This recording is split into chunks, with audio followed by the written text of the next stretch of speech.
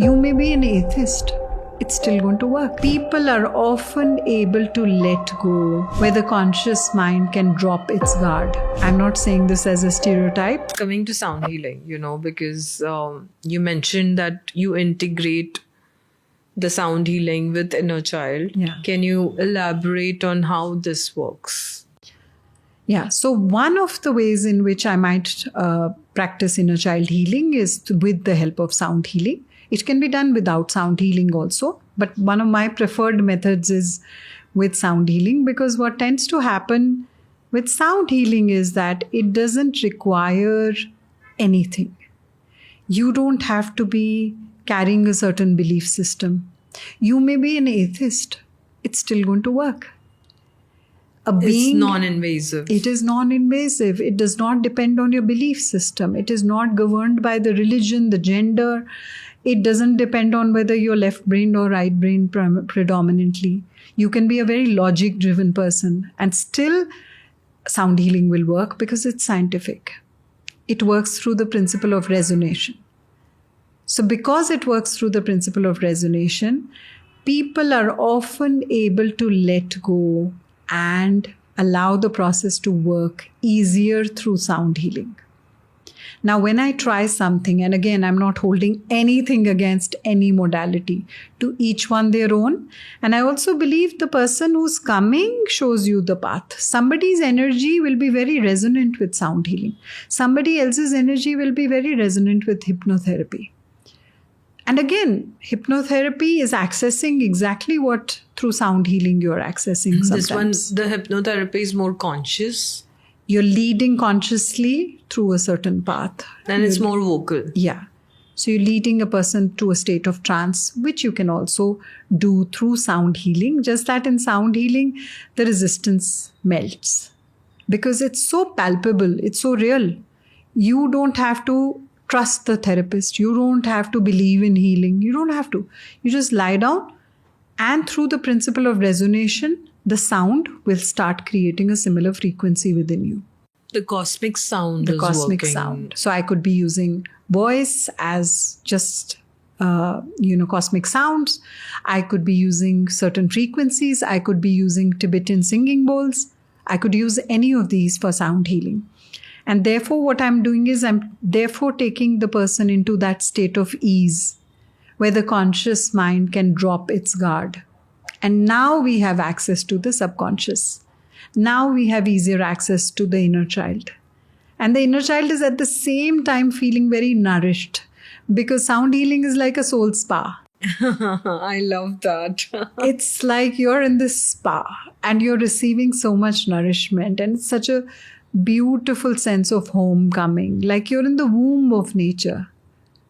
So it's not a cold and clinical experience. It's a very warm, loving, welcoming space, very safe space. So when you have a safe space, then you feel like going into it. So inner child healing, in fact, the child within you feels so nourished, feels so warm. It's like putting this spiritual blanket, this energetic blanket around you. And therefore, it works with complete ease and is far more effective sometimes than other methods might be. And here I'm speaking as somebody who does deploy other methods. But my experience tells me that sound healing can work beautifully sometimes with people, for example, who are very logic-driven. A lot of times, and I say this with discretion, I'm not saying this as a stereotype, often men respond very beautifully to sound healing. It's evidence-based. Yes. And the intellect demands evidence. Yeah. So I think that's where it's so much more easier Yes. to establish the trust Yes. on the process. And I don't need to trust the therapist. I don't need to believe something which the proof doesn't exist for. I know when I'm experiencing sound healing that there is a vibration being created within me. I'm feeling the vibration in every cell of my body. I know it's real. So it's very evidence-based, like you said. So it works very well with people of certain professions also sometimes. So lawyers, doctors, people from armed forces, people who are practiced in using their evidence and their logic. More intellect-based. Yes. It also works beautifully with specially abled people. It works in an amazing way with children, with animals, with plants. So you can create so much more growth in animals, in plants, in children. You can create balance so easily, and you don't have to give them knowledge and an overload of information. Very experiential. If I put a glass of water here and I play a singing bowl, the glass of water doesn't need to believe in me. The glass of water doesn't have to trust me. It doesn't need to know, this and that scripture. It will just start vibrating with the same frequency. So it's exactly that. I think sound also can be defined as universal love. Yeah. Because that's what is love, is what I understood, through my journey. Yeah. I mean, because that's what we experience, right? Within us. And becoming love is also as good as becoming the pure sound, which was at the time of creation. I mean, would you correlate that? Because that's what is nurturing us. Yeah, I absolutely correlate that. I would go a step further and say, at the essence, what is sound? It's vibration. And what are you? You're vibrational being. You're a vibrational being. Your atoms and your molecules are vibrating at a certain frequency. Your thoughts are vibrating at a certain frequency. Your energy is vibrating at a certain frequency. So you're a vibrational being. Every being is a vibrational being here. Even a so-called non-living object, this table, is filled with vibrations of the wood. Which is scientifically proven now. So everything in the universe, everything in the cosmos is made up of vibrations. So when the vibration can be heard through the sense of sound, through the sense of hearing, we call it sound. It can also be experienced as light. But at its very core, it is the source energy, the purest form of vibration. And I think that vibration of love is what heals you in a sound healing session. Yes, you are reconnected to what you're made up of before the contamination happened. And this is a question people often ask, if everything is source energy, how do you justify a Hitler? How do you justify people who are doing wrong things? You say that, everything is made up of source. That used to be one of my questions. Yeah. I used to wonder, all these teachers say that everything is made up by the same divine energy. What is so divine about this being? They're committing evil things. And that is when I realized through a very simple example that if you imagine that everything is made up of the same energy, but that energy is getting colored and affected by the experiences that a being is going through. So there is contamination of the energy. So maybe there are 3 levels of contamination, 4 levels of contamination, but I'm still made up of the same energy. So the same electricity is producing light. The same electricity is playing through this mic. It's the same source. Yeah. And it's also a spectrum of frequencies. It's a spectrum. It's not a single. The core would be the highest level. Yes. But then there are the lower levels. And I think it's a play between the spectrum. It's the frequencies that are producing the levels. It's the frequency of the same source energy. But I can experience it as anger, resentment, sadness. Those are also twisting of the same source energy. Once upon a time, it was pure love. And I think even for the creation to maintain that balance needs both, right? The positive and the negative spectrum. Yes. I mean, if you look at it as a whole, right? I mean, both are important in a way. Yes, the need for contrast is there, especially on this planet, because the way we experience things up to a certain stage is through contrast. We understand what day means because there is night. Duality. There is the whole principle of duality. And I'm not saying that's the complete truth, because there are dimensions and there is existence where you don't need that anymore. You're not ruled by dualities. But our first experiences or our predominant experiences of life are this dimension. Yeah. It's through contrast, pain and pleasure, So I may have a lesson to learn, and maybe I have the option of learning it with joy and ease, but I don't take it up. Maybe I can focus on my wellness. Maybe I can really nurture this body which has been given to me as a vehicle, but I don't do it. Now the universe gives me a kick. How? Some disease is created. Now this disease is leading me back to wellness. So in a very similar way, duality leads you, the contrast leads you To unity. to unity. True. Wow. So, I mean, if you compare, the hypnotherapy session to a sound healing, I am basically accessing the same memories in both the sessions. But the treatment, in the sense, the healing is different in the two. One is, of course, that both the paths are leading to the same thing. In hypnotherapy, I could use a script to gently lead a person into a space of trance. In sound healing, instead of using a script, I'm using vibration to lead them to that same space. It's more effortless. Yes. It's also more tuned in to certain people's energy. And that discernment lies with the therapist.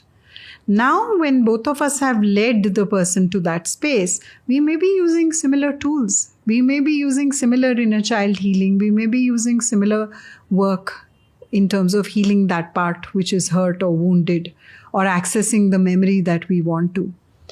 And we may even wrap it up in different ways. So that's how the journey varies, but it's different, very, very different. It's a different experience.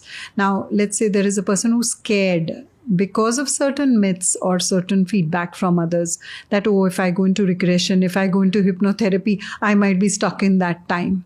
Well, most of us have that. Yeah, that fear can come up. Now, in sound healing, you don't feel that because you're already in a very safe space. You know, I'm in a good space. I'm in a very safe space. So when I'm accessing that memory also, I'm also being nourished, nurtured. So I can let go more easily. And how does one decide the number of sessions or the frequency that I would need? Is there a method or a formula? I wish for the human mind there was, but the human mind, like we say, the human psyche is bigger than the largest supercomputer we can ever think of. So ideally, I think there are two things that play a role in this. One is how deep is the issue? How deep do we need to go? And the second thing, of course, is how willing is the person, right? And so both these factors really do affect. Sometimes the child within me may not even feel safe enough to come up in the first few sessions, or may not feel comfortable to communicate or reconnect. So it may take a while for that safety to be built, that trust to be built. Let's imagine if you're a parent who's put your child into a boarding school and for whatever reason has stopped meeting them completely for many years. Now when you try going back, is that child going to be waiting for you with open arms? Not at all. The child might even tell the school authorities, I don't want to meet my mother or father. So you got to be willing to build a safe environment. So you revisit, you create a lovely environment, you apologize for things, you come out clean, and the inner child will reconnect. So in a session also, the therapist needs to assess it exactly that way and build that relationship, build that safety, and therefore lead you. Therefore, there's no fixed time. It depends on the issue we are working on. There are times when you're working with somebody who's experienced a lot of trauma. Maybe there was sexual abuse over the years. Maybe there were repeated patterns of inner child wounds, right? Maybe somebody did something and then the pattern got repeated with a best friend, and then the pattern got repeated again. So obviously this would require a deeper intervention, as compared to someone who maybe had a difficult thing, but is more willing to work on it, is more aware, has already done some work. So maybe a few sessions will get you to that space of healing. But can I skip the counseling part? Let's say, I'm going through some mental health issue again, and maybe I'm not ready to do the communication part. Would you recommend somebody to directly take a sound healing session because, as you said, it's effortless, it's non-invasive. And would it still work similar way, and in a more probably effective way, where I don't even need to vocalize it and it's just healing whatever is required with the cosmic intelligence? So I would not recommend that, to be honest. I think the reason being that the session is a starting point. The inner child healing is a starting point for a lifetime of relationship, healthy relationship with your inner child. Now, in order to build that healthy relationship with the inner child, I got to be willing to first connect. And the important thing is not whether the person is willing to talk or not. The important thing is, why are they not willing to talk? I will not be willing to talk if I don't feel safe enough. I will not be willing to talk because I'm not willing to connect. I will not be willing to talk because I want to bypass the non-pretty parts. Now, while that will work as a quick fix, it will not work in the long run, because when I go back to life, what do I do now? That unwillingness I'm going to carry into the rest of my life. So the unwillingness needs to dissolve. The person needs to be ready. And remember, in the olden times, you were not just given spiritual wisdom and practices like that. In the book, The Autobiography of a Yogi, you often come across the term the sincere seeker, the deserving seeker, which meant that not every Tom, Dick and Harry or anybody who's in pain can access those practices. Because unless you're willing, unless you are willing to be 100% participant, it's not going to happen. And I'm using the word willing with caution, because I may not be able to participate 100%, but am I willing to participate? That's where it starts. Yeah. I am here in this podcast. Am I 100% willing to be present here? That doesn't mean that I am here at my 100% capacity. It could be like you've just flown in. It could be that you have, not slept enough, blah, blah, blah. But you're willing to be 100% here. And that itself, then the universe takes it from there. Then you're not alone. So that willingness is very important, which is why I would recommend that you're a partner in the healing process. But is it also sometimes possible that, with a sound healing session, my resistance is breaking apart? And maybe, let's say, after 2 or 3 sessions, I'm ready to even communicate. Does that also happen? Yes. In fact, that is a beautiful path to take. Sometimes there are people who come in, take to sound healing, really take to it, enjoy it, and the resistance melts. They feel safe enough. So that's a beautiful route to take, where you've established the safety. Now they're willing to talk. Now they're willing to bring it up. Yeah, because it's kind of breaking the shackles and kind of the walls that we build around. And it doesn't even have to be formal coaching sessions. It can even be that during sound healing itself, you may experience a breakthrough. You may start sharing, I just realized this happened in my childhood. I just realized this. And again, I'm not somebody who works in a clinical manner. I work in a holistic manner. So the whole emphasis is on creating a safe space where you feel welcomed into coming home. So to when yourself. To your own home. So that's when you feel safe enough, whether it is through sound healing. Now we built that. Now you're willing to face it in whatever format.